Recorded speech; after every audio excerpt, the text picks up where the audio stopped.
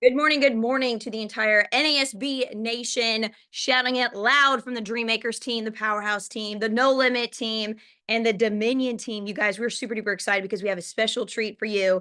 I've got a gentleman who I remember when he came on board, I was like, that guy right there, he's going to run a partner. Like, there was something about this it factor that this gentleman had, and even in his wife as well, this power couple that they had. They were phenomenal. They had it. They had the characteristics, they had the work ethic. And let me tell you a little bit about this person before I get him on, because he has a very special message for all of us here today. So this gentleman started with NASB back in September of 2020, but before he started with NASB, this dude straight up was an entrepreneur when it came to repainting houses. He was also a firefighter, EMT, but you might remember his voice because he was actually a broadcaster. His voice when it came to NASCAR races, Cup Series. And the pretty neat thing is that he's called himself with the team, the founder of the Dominion team with North American Senior Benefits.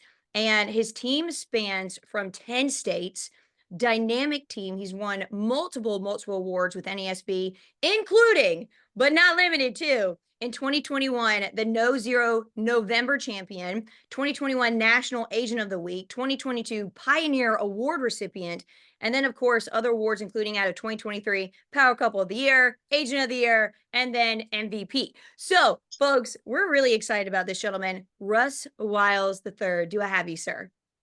Yes, ma'am. Good morning. Thanks for having me.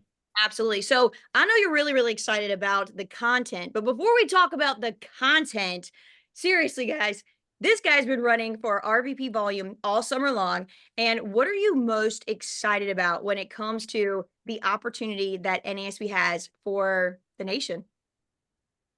That's an excellent question. I didn't want you to tell me the questions ahead of time because I wanted you to stump me. Right. We're gonna get the raw today. This has been the coolest opportunity I've ever had. I mean, when I first heard you speak, and you gave one of the best talks about expanding your capacity. I think someone that listens to that talk and really takes the purpose of it and puts it, whether it's in, your life before you got to NASB or currently. I started to notice that all that uncomfortable, like AG3, AG2 level stuff was me actually growing, not me actually not having a good time.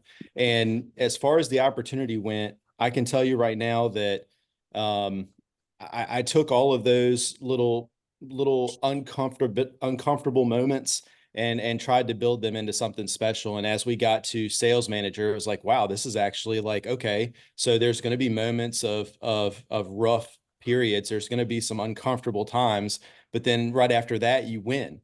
And then you go through it again, you win again. So when it comes to learning and building and being a part of NASB, man, it's just been an incredible journey. And I've told many people, like, they're going to have to drag me out of this place. I'm going to die here. Like, I love this place so much.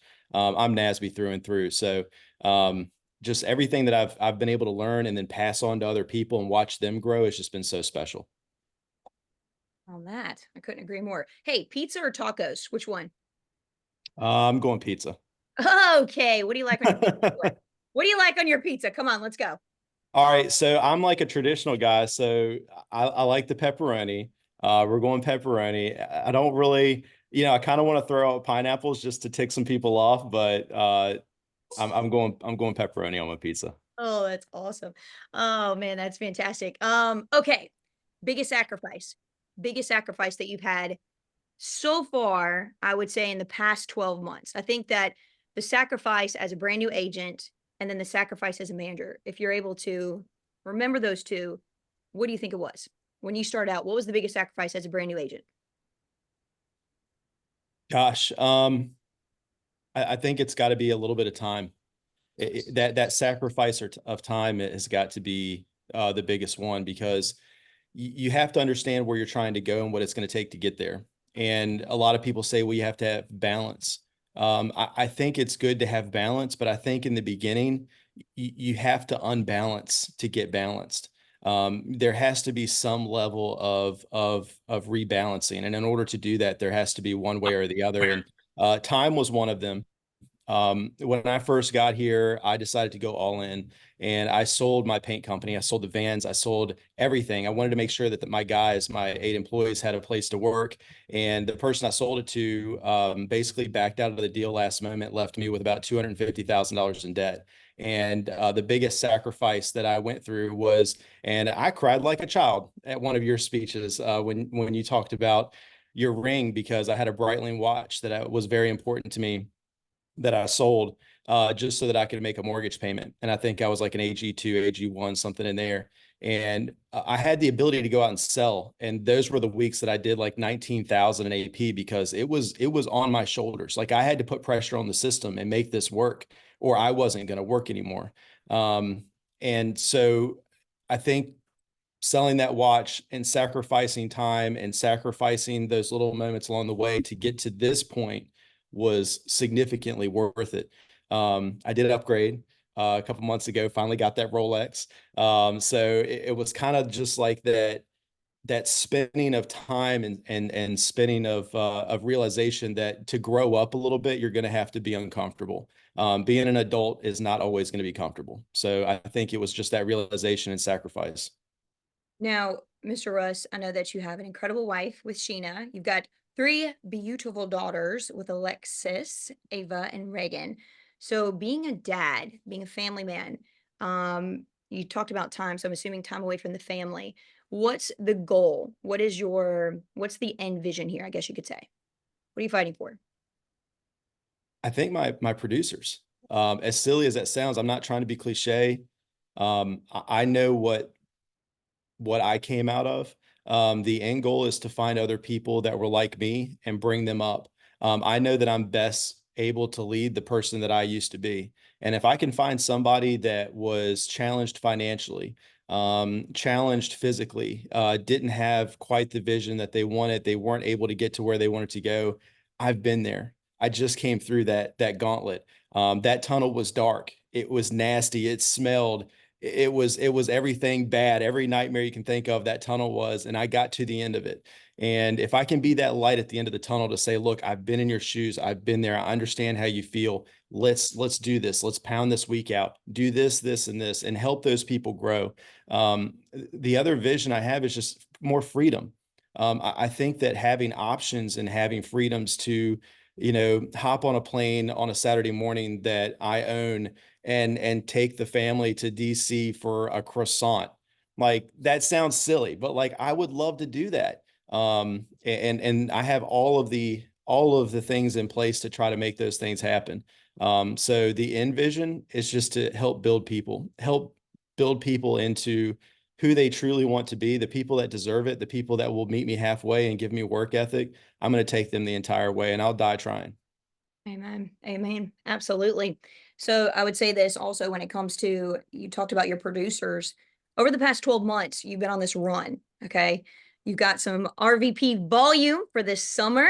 And I want to say this is I'm just extremely proud of you. And I know that you got an incredible piece of content and a message that you want to share to all of us about value and how valuable you are to North American senior benefits.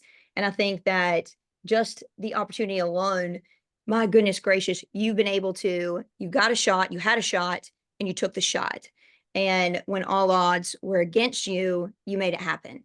What is the one characteristic that you have had to grow in order to be in this realm of regional vice president? What's the one characteristic you've got to have if you're running to RVP? Honesty. Boom. It's the one that I had to grow the most. I thought that I was honest when I got here.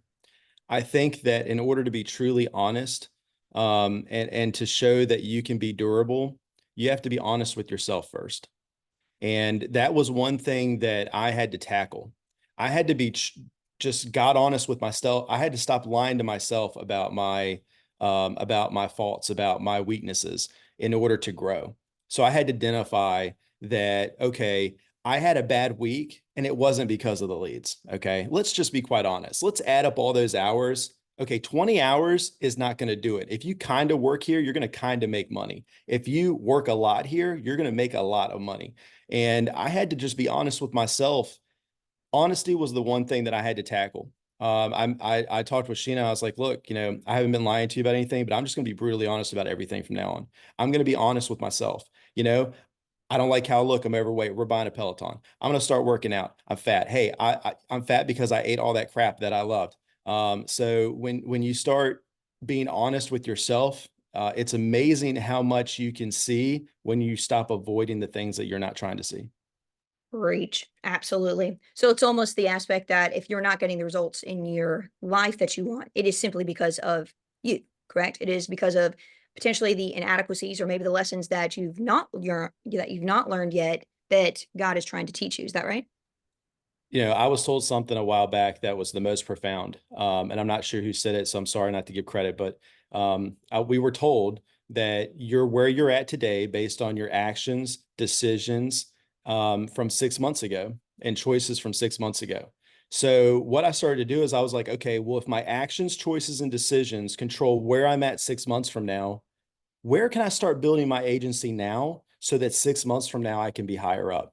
Okay, well, what's going on in Alaska? Oh, wow, people are up there. Okay. Oh, we just started an agency in Anchorage. Crazy. Everyone came to me and they were like, what the heck are you doing, bro? That's not what we were taught. And I was like, there's people up there, man. So anyway, I was like, we're going to start building. We're going to build in all places, in all ways, always. And 6 months later, RVP. So that was my first test to see if it would work. And I think sarcastically, I'm like, okay, you tell me something, you teach me something, I'm going to sarcastically do it for 6 months and prove you wrong. And every single time I'm proved wrong and it works out. So, that 6 month method has truly changed the trajectory of our business. Amen. Absolutely. So let's kind of dive in here. Okay. Yeah. Got the value of rareness. And I know that you really like this a lot, this whole message, because when you think of value, value is not what you think you bring to the table, it's what others perceive of you. And that's the value. You see, it's the perception of what other people think of you. And I remember talking about this where when value beats expectation, loyalty is established. When value beats expectation, loyalty is established. If we can exceed somebody's expectations or if we can exceed somebody's perspective or perception of us with our value, because understand that what makes our time valuable is how valuable we are and the global value that we actually bring to the table. And so let's talk about this value of rareness. So I'm going to let you loose. Go ahead, Russ. Take it away. Well, I appreciate it. So this topic is something I've been polishing for a few weeks, and I've given the speech to my team, and it's going to be a little bit different today. I gave it to Josh Sherrills, but I was actually on a flight to Anchorage to train the gentlemen that were building a team around in Alaska. And I was sitting next to a businessman, and he said, excuse me, he said, I've been collecting certain things, and he was talking about guns, and I like guns, and he was like, my favorite gun is an extremely heavy gun, and it's rare. He said people didn't like the heavy guns; they all went lightweight. Now everybody wants the heavy guns because they don't make them anymore. They're rare. And I said, interesting. Tell me more about this. And when I started to kind of lean into what he was saying, and we're just sitting on the flight, we're, having a few cocktails and flying 30,000 feet above the air, I started thinking, how can I turn this into a teaching moment? And I started thinking, gosh, how can I build rareness into my business and create value from it? I started to think like, if you're trying to find a partner, if you're single, and most people will say, most intelligent people will say, well, just be yourself, go to the gym, work on yourself. Whereas, everybody kind of focuses on everybody else. We all know those people that are they're more interested in what's happening with everybody else. So to be rare, you have to focus on yourself, right? The other thing I was thinking about, if you're trying to generate good karma, most people are kind of jerks sometimes, right? Isn't it rare to just run into just a really nice person? Like, Ashley, if I were to run into you at a store and just, wow, you're a nice person. You're very kind. If you're trying to build that good karma, like, what if if you just decided to be rare and just decided to be a good person? Wouldn't that generate good karma, right? The other way I tried to spin it was, what if I'm trying to generate income? Well, a lot of people do just the minimum effort. Think about our business, the weeks that you just did that I'm just going to do the 5,000 this week. So I don't break myself. I'm just going to do the bare minimum. If you're trying to generate income, what if you decided to be rare? What if you decided to work harder than most to generate more income than most? What if you really pushed yourself forward and really did the opposite of what the rest are doing? What if you really tried to just be rare, right? So I started to think, well, what are the rare things that we can work on? We were always taught, Ashley, that if you want to, gosh, I should have written it down. But if you want to shop without looking at the price tags, work without looking at the clock, that line. It's one of those things where, okay, how can I be rare in the field? How can I be rare as a producer and generate value, generate income for myself? How can I attract what I need and sometimes what I want? So I broke it down into four areas, actually. And I think these four areas are where top producers really become the most rare, and it's how they create the most value. Because when value exceeds price, people buy.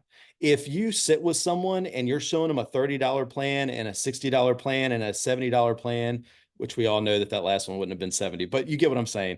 If we show them three options and they truly can't afford it and they're like, I just want to think about it, we didn't build enough value. Well, what if I can turn around and just before I sit down with them, I'm already the most valuable person they'll meet today when it comes to our business. I'm the expert in what we specialize in. So I broke it down into four areas. I think the first way that you can be rare in this business is preparedness, just honest to God preparedness. When it comes to your carrier tools, knowing the tools that you have, knowing the products that you have, um, and then the information about those carriers. If you're sitting down with a client and they're like, well, what is this? What does that company do? And you can just rocket fire. Hey, they've been in business for over 125 years, probably one of the most well-known companies in the United States, X, Y, and Z. If you can just fire that off the cuff, they're going to know that you know what you're speaking about. And not only that, but it raises your confidence level to know that you're ready at all levels. The other thing when it came to preparedness is just your presentation, knowing your steps, but then like Alex Cromie does, like knowing why you do your steps. Wow. I mean, that's a big one. That's one that I had to tackle a couple of years ago. Why do we connect? Why are we building? Why are we doing value and summarize before we show the numbers? I was always skipping that. When it came to preparedness, I also think of personal schedule. Do you know the days that you're going to work this week? Are you taking no unplanned days off? I think that if you write down a schedule at the beginning of the week and you actually force yourself to stick to it, if you treat your business like you are working for yourself, you're going to be rare, because I don't think a lot of people are doing that. You're going to build that rareness. You're going to create more income. Ashley, the second one I came up with was honesty. I think that that's a big one. Writing ethical business, guys, I think truly, as I'm looking around, I'm starting to think is rare. I run into policies where Miss Johnson was clean sheeted and she's smoking a Marlboro right in front of me, and it says no smoking, none of this, none of that. If you can write ethical business, you're going to build more value. And Ashley, I took it even a step further. Doing thorough carrier reviews. We have a lot of producers that just were not giving any reviews. They were just, oh, you have Woodman Life, fantastic. Let me show you Mutual of Omaha. There was no, if you can set yourself aside in a few of these things, not only is it going to generate more income for yourself, it's going to put pressure on you to become better at what you do. And that was kind of what we set aside. Leaving good business alone creates more good business. I don't know if I'm sure you've sat in front of someone and been like, Miss Johnson, do not let anybody touch this policy. If anyone tries to touch this policy and tell you that it's not good, they're trying to take advantage of you. Please don't touch it. It's great. It has everything you need. Never touch this policy. And they're gonna be like, oh my God, let me call my aunt, check her policy out. Like, you can create 10 policies from that. And actually, if I can hit the last two of the four areas that the producers really should work on. So we've got preparedness, we have honesty. The third one I came up with was activity. I think it's rare to have high activity in this business. I think that when you look around and you see other people that are achieving really high levels, I think that when it comes to how they're able to achieve it is through activity. So I think hard work beats talent when talent doesn't work hard, right?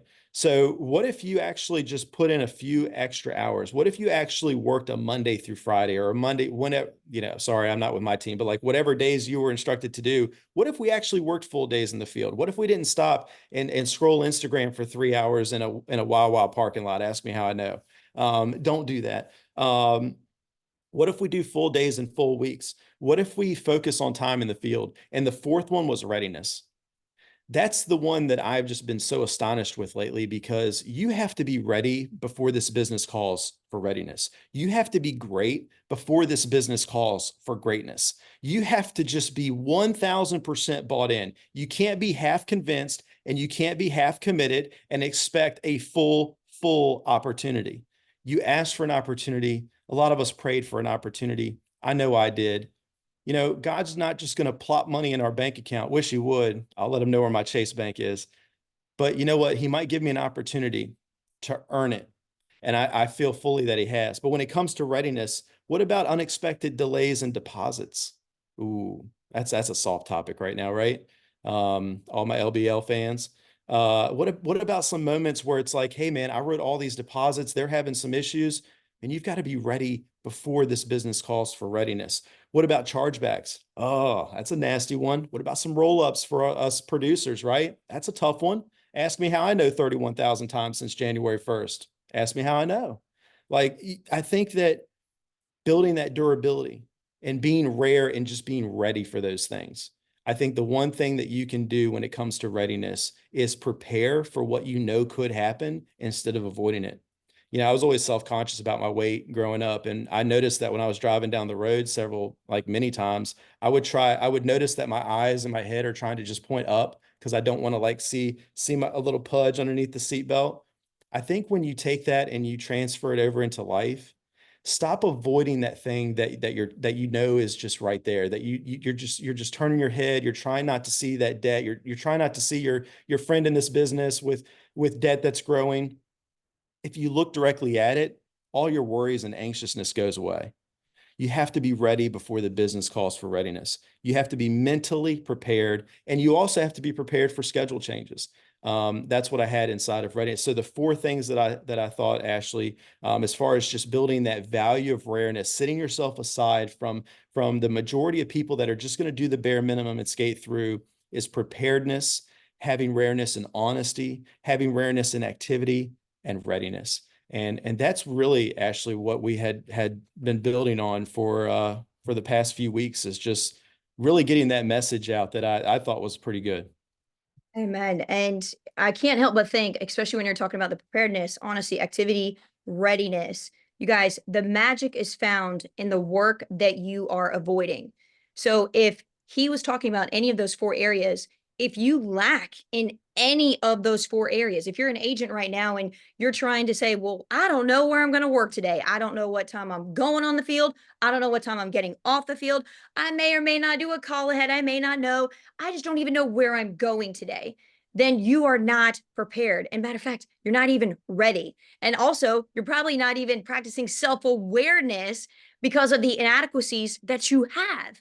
And you guys, the value here, and I just think that if you could wrap it all up in a big old bow, value creates an experience. But can you create an experience that's unforgettable for a senior, for an agent of yours? Think about it like this, in this way. You don't create an event to capitalize on an agent or a senior as to what you can get out of them. You cultivate an experience for the agent or senior and what you can give them. You see, when you go to the door or when you hire a new agent, you should be so excited about what you are able to offer them that's valuable, that's rare to that person, whether it's a client or whether it's, a brand new agent, because folks, that's the mindset of a dynamic leader. No wonder Russ has been doing this RVP volume, and I'm looking forward to hearing great things as far as hitting RVP. But I just really believe that this value creates an experience. And can you be rare? So let me ask you this: any last minute words to kind of wrap up this entire the value that allows somebody to be rare? No, I think what it came down to for us is most people have the will to win, but lack the will to prepare. And that was one thing that we basically tackled head on. And the winners, they're going to find a way to weaponize those four things into their favor. How can I weaponize honesty into my favor? How can I weaponize readiness? How can I build value into my business? Well, if you've already thought that you've built all the value into your business, you know, I think that if you try to take it a step further and just become a master of those four things, um, it's going to generate income for you. It's going to give you more confidence. You're going to be able to help more people, not only in the field with Miss Johnson, but as you grow your agency and your leads switch from Miss Johnson to a recruit, not a recruit, but you know what I'm saying, but somebody that wants to come into this business and be a producer. I think that there's so much value in that. And look at you, Ashley. I mean, you talk about building value and rareness. I mean, you have just been such a gem to NASB. All of the things that you've said in your talks, I think I've taken the most away from you and Brian Celestine than most people, just in realizing that, hey, this is not going to be easy. We didn't promise easy. We promised an opportunity where you could build within it. And God bless, if it takes 5 years, 10 years, 15 years, you're going to come out the other side a better person. You have to grow where you were planted. You can't just keep walking around. You have to grow where you're planted. And I'm going to keep fertilizing where I'm planted. I'm going to keep beautifying the landscape that I have in front of me so that I can so that I can continue having success. So thank you so much, Ashley, for just having me on. It's been such a blessing. When you asked me, I thought I was seeing things. So thank you so much. I don't think I deserve it. I truly don't, but what a cool ride we're on. What an opportunity we have. I've been that person to always say that whenever somebody says the word deserve, I don't deserve this. I don't deserve this life. But earning it, now that's something different. Russ, you've earned it. And you've earned it because of your character, which allows you to be rare and extremely valuable to not just NASB, but to your family, to your legacy.